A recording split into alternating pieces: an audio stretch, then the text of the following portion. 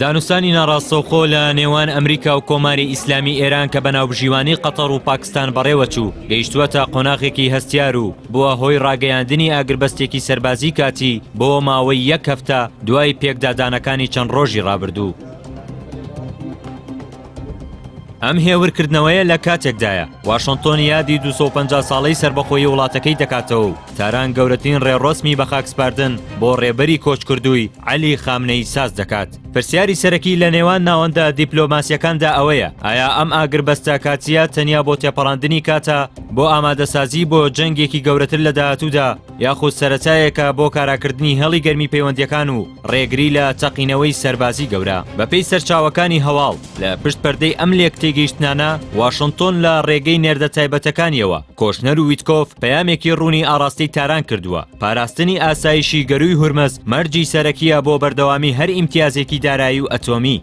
بەپێی زانیاریەکان ڕێکەوتن کراوە لەسەر ئازادکردنی 3 میلیارد دلار لە بری 6 میلیارد دلار بۆ مەرجەی ئەم پارەیە تەنیا لە ڕێگەی هەژمارە بانکیە سنووردارەکانەوە بۆ کڕینی کاڵای مرۆیی بەکاربێنرێت. ئەم هاوکێشەیە نیشانی دەدات کە لایەنی ئەمریکی دەیەوێت لە بەرامبەر دەستکەوتی دارایی بەرامبەر ئارامی ئاوی مامەڵە بکات لە کاتێکدا تاران باش دەزانێت بەردەوامی هەناردەی نەوت لە گەروی هورمزەوە بۆ ئابوووریەکەی بایەخی زۆر زیاترە لە هەر پێکدادانێکی سەربازی کاتی. سەبارەت بە وادەی 60 ڕۆژەکە کە لە یاداشتی لێگەیشتنی ئەلکترۆنی نێوانیاندا هاتووە جۆرێک لە تەمومژ و ناکۆکی یاسایی دەبینرێت. تاران لە سەرزاری بەرپرسانی وەزارەتی دەرەوە ڕایگەیاندووە هێشتا کاتی ژماردنی ئەم 60 ڕۆژە دەستی پێ نەکردووە چونکە چاوەڕێی فراهەمبوونی کەشێکی گونجاو دەکەن.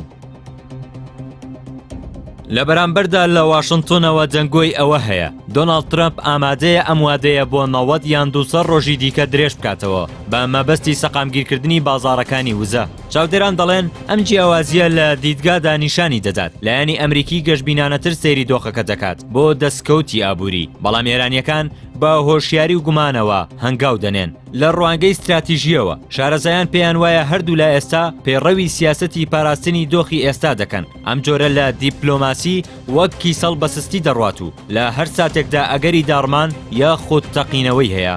ئەمریکا هێشتا دوودڵە لە هەڵگرتنی سزاکان و فشار خستنە سەر ئیسرائیل بۆ کشانەوە لە باشووری لوبنان. لە بەرامبەردا ئێران و گروپە هاوپەیمانەکانی بە تەواوی ئامادەنین گەرانتی ئاسایشی گەروی هورمز بدەن. نەبوونی متمانەی قوڵ لە نێوان هەردوو لا داوای کردووە دانوستانەکان تەنیا بۆ بەڕێکردنی کات و دوورکەوتنەوە لە جەنگێکی سەرتاسەری بێت نەوە گەیشتن بە ڕێکەوتنێکی سیاسی بنەڕەتی و هەمیشەیی. دەرەنجامی ئەم ئاگربەستە یەک هەفتەیە دوای پێکدادانەکانی ڕۆژانی پێشوو تاقیکردنەوەیەکی گەورەیە بۆ ئیرادەی هەردوو وڵات لە جێبەجێکردنی بەڵێنەکانیان. ئەگەر لەم ماوە کورتەدا هەردوو لا بتوانن ڕێگری لە هەر پێشەلکاریەک لە لوبنان یان گەروی هورمز بگرن ئەوە دەکرێت هیوایەک بۆ درێژکردنەوەی ئارامیەکە هەبێت. بەڵام مانەوە لەسەر ستراتیژی نەجەنگ و نائاشتی و سستی دانوستانەکان مەترسی ئەوەی لێ دەکرێت پاش کۆتایی هاتنی ئەم هەفتەیە ناوچەکە بگەڕێنێتەوە نێو بازنەی پێکدادانی سەربازی.